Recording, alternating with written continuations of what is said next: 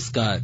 प्रादेशिक समाचार के साथ मैं चंदन कुमार कौंडिल्य। पहले मुख्य समाचार। प्रधानमंत्री नरेंद्र मोदी ने उत्तर प्रदेश के वाराणसी में श्री काशी विश्वनाथ धाम का किया उद्घाटन। देशवासियों से 3 संकल्पों को पूरा करने का किया आह्वान।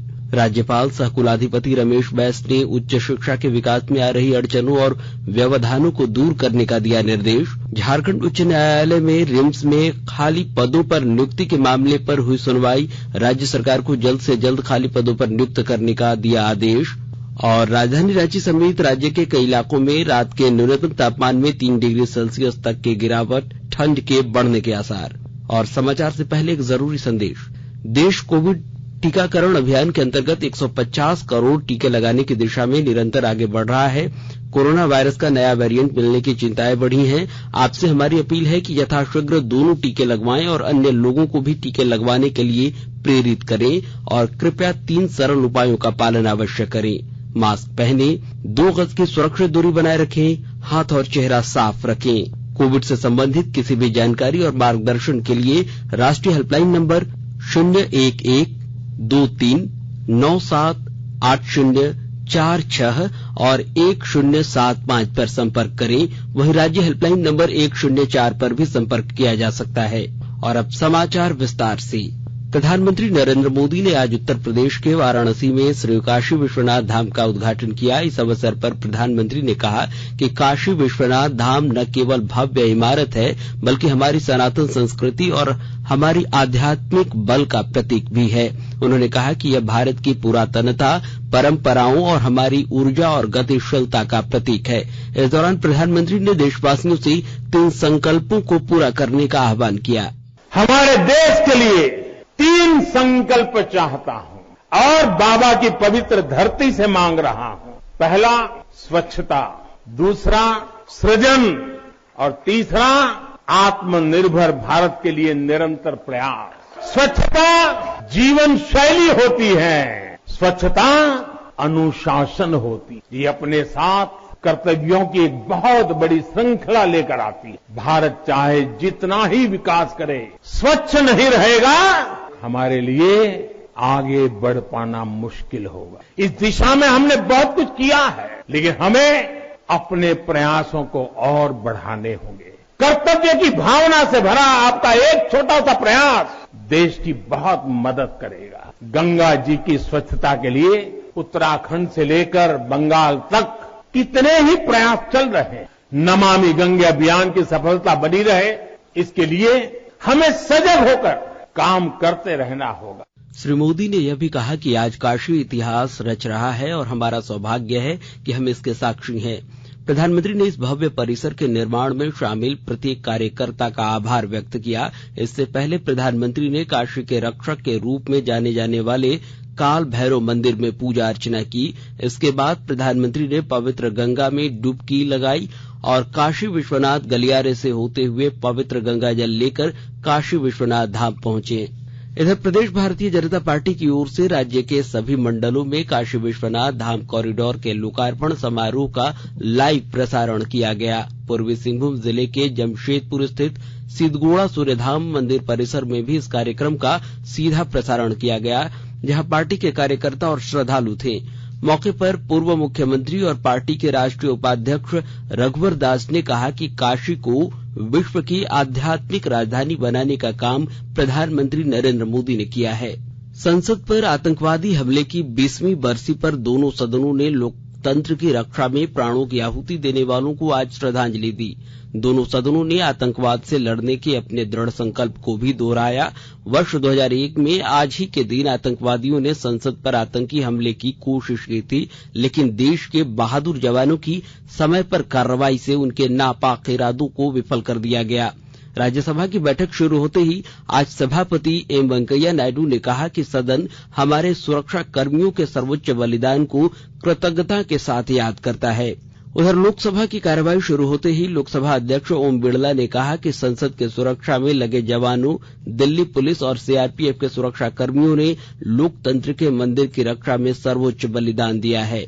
केंद्र सरकार ने कहा है कि वित्त वर्ष 2021-22 में सार्वजनिक क्षेत्र के 2 बैंकों के निजीकरण संबंधी मंत्रिमंडल समिति ने अभी कोई फैसला नहीं किया है। केंद्रीय वित्त मंत्री निर्मला सीतारामन ने आज लोकसभा में लिखित उत्तर में बताया कि सरकार ने चालू वित्त वर्ष के लिए केंद्रीय बजट में सार्वजनिक क्षेत्र के 2 बैंकों के निजीकरण की घोषणा की थी। उन्होंने कहा कि निजीकरण के लिए संबंधित मंत्रिमंडल समिति को इस संबंध में फैसला करने की जिम्मेदारी सौंपी गई है।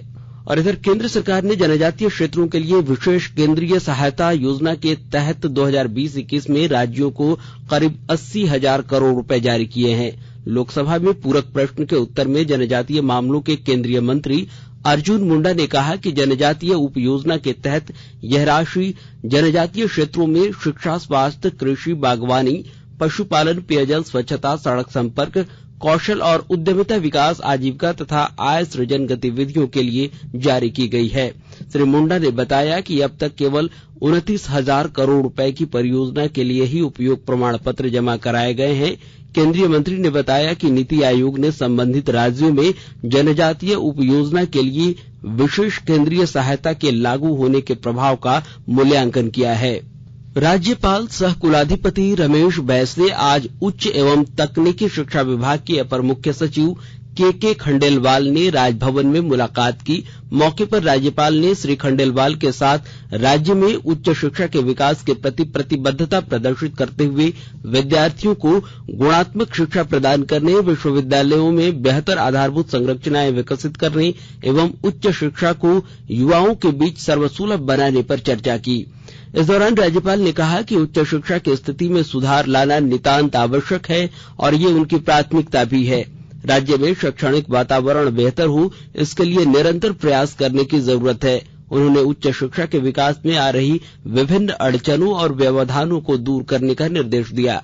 आकाशवाणी के ताजातरीन समाचारों के लिए आप हमारी वेबसाइट newsonair.com पर लॉग इन कर सकते हैं। ताजा समाचार Twitter handle @AIR News Alerts और Facebook page all India radio news पर भी उपलब्ध है।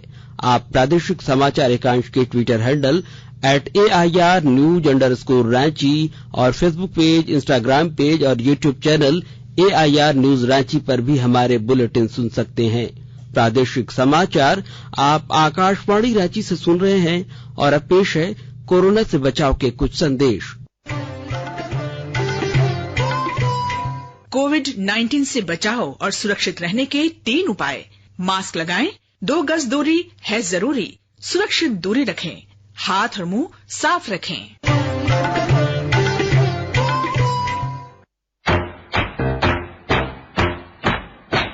चलो मिलकर एक शुरुआत करें, चलो एक फैसला आज करें, मास्क नहीं तो टोकेंगे, कोरोना को रोकेंगे, चलो एक वादा करते हैं, चलो एक वादा करते हैं, मास्क नहीं तो टोकेंगे, कोरोना को रोकेंगे। भारत सरकार द्वारा जनहित में जारी। झारखंड राज्य की स्थापना एवं सरकार के 2 साल पूरे होने के उपलक्ष्य में 16 नवंबर से 29 दिसंबर के बीच आयोजित होगा आपके अधिकार, आपकी सरकार, आपके द्वार। इस कार्यक्रम के तहत राज्य सरकार की महत्वपूर्ण योजनाओं का शुभारंभ, नई परियोजनाओं का शिलान्यास, पूर्ण हो चुकी योजनाओं का उद्घाटन तथा नियुक्ति पत्र या परिसंपत्ति का वितरण किया जाएगा। कंबल का वितरण, किसान क्रेडिट कार्ड के लिए आवेदन प्राप्त करना, कोविड टीकाकरण की सुविधा, असंगठित क्षेत्र के श्रमिकों का ई-श्रम पोर्टल पर निबंधन करवाने के साथ ही पर्यटन, कला, संस्कृति, खेल कूद के कार्यक्रम आयोजित करना है। हेमंत सरकार आएगी आपके द्वार, लेकर एक नेक प्रयास, पहुँचेगा जनता तक सभी सुविधाओं का लाभ। सूचना एवं जनसंपर्क विभाग, झारखंड सरकार द्वारा जनहित में प्रसारित। प्रादेशिक समाचार में आपका एक बार फिर से स्वागत है। झारखंड उच्च न्यायालय में रिम्स के खाली पदों पर नियुक्ति के मामले में दायर जनहित याचिका पर आज सुनवाई हुई। सुनवाई मुख्य न्यायाधीश डॉक्टर रवि रंजन और न्यायाधीश SN प्रसाद की बेंच ने की। इस दौरान न्यायालय ने रिम्स प्रबंधन और राज्य सरकार से खाली पदों का ब्यौरा मांगा, जिसमें कुल स्वीकृत पदों और रिक्त पदों की जानकारी मांगी गई है। साथ ही कॉन्ट्रैक्ट और आउटसोर्सिंग कर्मचारियों का भी ब्यौरा मांगा गया है। न्यायालय ने राज्य सरकार को जल्द से जल्द खाली पदों पर नियुक्ति करने का आदेश भी दिया। प्रदेश भाजपा के कार्यकर्ताओं के लिए गिरिडीह जिले के मधुबन में आयोजित 3 दिवसीय आवासीय प्रशिक्षण शिविर केंद्र सरकार की जनकल्याणकारी योजनाओं के जन जन तक पहुंचाने के संकल्प के साथ संपन्न हो गया। कार्यक्रम को संबोधित करते हुए भाजपा के वरिष्ठ नेता और पूर्व मुख्यमंत्री बाबूलाल मरांडी ने कहा कि कार्यकर्ता पार्टी की पूंजी है। केंद्र सरकार गरीबों को समर्पित सरकार है। उन्होंने कार्यकर्ताओं का आह्वान किया कि सरकार की नीतियों और कार्यक्रमों को जन जन तक पहुंचाने का संकल्प ले। शिविर में आए कार्यकर्ताओं और नेताओं ने काशी विश्वनाथ कॉरिडोर के उद्घाटन समारोह का लाइव प्रसारण भी देखा। अमृत महोत्सव के तहत आकाशवाणी के साप्ताहिक पेज में आइए आप भी शामिल हों। आजादी के 75 वर्षों का पर्व अमृत महोत्सव प्रत्येक बुधवार शाम 7 बजे प्रसारित होने वाले प्रादेशिक समाचार के दौरान पूछे गए प्रश्न का सही उत्तर देने वाले प्रथम 10 प्रतिभागियों में से लकी ड्रॉ द्वारा चुना हुआ एक प्रतिभागी इनाम का हकदार होगा। इसके लिए सुनते रहें आकाशवाणी रांची का प्रसारण।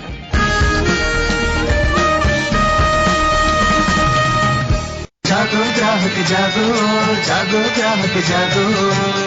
आजादी का अमृत महोत्सव के लिए सभी उपभोक्ताओं को शुभकामनाएं। हॉलमार्क सोने की शुद्धता सुनिश्चित करता है। हमेशा हॉलमार्क वाले सोने के आभूषण खरीदें। उपभोक्ता किसी भी शिकायत के लिए कृपया राष्ट्रीय उपभोक्ता हेल्पलाइन टोल फ्री नंबर 14404 पर संपर्क करें। उपभोक्ता मामले विभाग भारत सरकार द्वारा जनहित में जारी। जानो अपने अधिकारों को, अपने हक पहचानो, बेईमानों को सबक सिखाओ, ग्राहक अब तो जागो, जागो ग्राहक जागो, जागो ग्राहक जागो। कोडरमा जिले में जल संरक्षण को लेकर एक कार्यशाला का आयोजन किया गया। कार्यशाला में उत्तर प्रदेश से आए जल गुरु सेवानिवृत्त आईपीएस अधिकारी महेंद्र मोदी ने जल संरक्षण के तमाम उपायों से लोगों को अवगत कराया। उन्होंने बचेगा जल तो रहेगा कल जैसे स्लोगन के साथ लोगों को जल संरक्षण के तमाम उपायों से रूबरू कराया। श्री मोदी ने बताया कि वर्षा जल का संचयन कर कैसे भूमिगत जल स्तर को ऊपर लाया जा सकता है। उन्होंने कहा कि जल के बिना जीवन की कल्पना भी बेकार है। इधर रामगढ़ जिले में झारखंड राज्य आजीविका मिशन के माध्यम से सरकार की विभिन्न जन कल्याणकारी योजनाओं का लाभ लेकर महिलाएं आत्मनिर्भर बन रही हैं और जानकारी दे रहे हैं हमारे संवाददाता।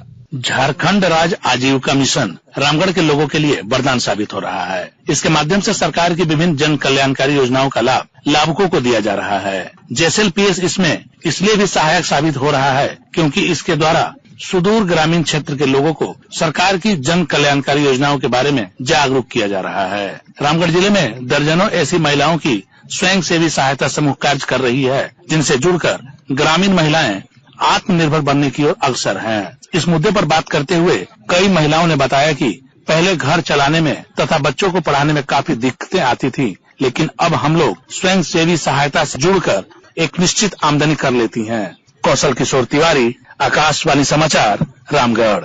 भारत की हरनाज संधू 2021 की मिस यूनिवर्स चुनी गई हैं। 21 वर्षीय हरनाज ने आज सुबह इजरायल के इलियट में आयोजित प्रतियोगिता में मिस यूनिवर्स का ताज जीता। प्रतियोगिता के अंतिम दौर में सवालों का जवाब देते हुए मिस यूनिवर्स हरनाज संधू ने कहा कि आज युवा को आत्मविश्वास के साथ आगे बढ़ना चाहिए। हरनाज संधू ने पराग्वे और दक्षिण अफ्रीका की प्रतियोगिताओं को हरा कर ताज जीता है। वहीं मौजूदा मिस यूनिवर्स मैक्सिको की एंड्रिया मेजा ने हरनाज संधू को ताज पहनाया। और राजधानी रांची समेत राज्य के कई इलाकों में रात का न्यूनतम तापमान में गिरावट देखी जा रही है। पिछले 24 घंटे के दौरान राज्य के न्यूनतम तापमान में 3 डिग्री सेल्सियस की गिरावट दर्ज की गई है। मौसम विभाग की माने तो अगले एक सप्ताह में राज्य में बादल छाने के कोई आसार नहीं है। इस कारण राज्य में कनकनी बढ़ेगी। वहीं पहाड़ी इलाकों में हो रही बर्फबारी का असर भी राज्य में देखने को मिलेगा। मौसम वैज्ञानिक अभिषेक आनंद ने बताया कि आने वाले 3-4 दिनों में तापमान में और भी गिरावट के आसार हैं। इससे राज्य में ठंड में बढ़ोतरी होगी। इधर तमिलनाडु के कोविलपट्टी में 16 से 25 दिसंबर तक 11वीं हॉकी इंडिया राष्ट्रीय जूनियर पुरुष हॉकी चैंपियनशिप का आयोजन किया गया है। चैंपियनशिप में भाग लेने के लिए झारखंड की 20 सदस्यीय टीम सोमवार को तमिलनाडु के लिए रवाना हुई। हॉकी झारखंड के अध्यक्ष भोलानाथ सिंह ने टीम के सभी खिलाड़ियों को जीत की शुभकामनाएं दी है। और अंत में मुख्य समाचार एक बार फिर। प्रधानमंत्री नरेंद्र मोदी ने उत्तर प्रदेश के वाराणसी में श्री काशी विश्वनाथ धाम का किया उद्घाटन। देशवासियों से 3 संकल्पों को पूरा करने का किया आह्वान। राज्यपाल सह कुलाधिपति रमेश बैस ने उच्च शिक्षा के विकास में आ रही अड़चनों और व्यवधानों को दूर करने का दिया निर्देश। झारखंड उच्च न्यायालय में रिम्स में खाली पदों पर नियुक्ति के मामले पर हुई सुनवाई, राज्य सरकार को जल्द से जल्द खाली पदों पर नियुक्त करने का दिया आदेश। और राजधानी रांची समेत राज्य के कई इलाकों में रात के न्यूनतम तापमान में 3 डिग्री सेल्सियस तक की गिरावट, ठंड बढ़ने के आसार। इसके साथ ही आकाशवाणी रांची से प्रादेशिक समाचार का यह बुलेटिन समाप्त हुआ। नमस्कार।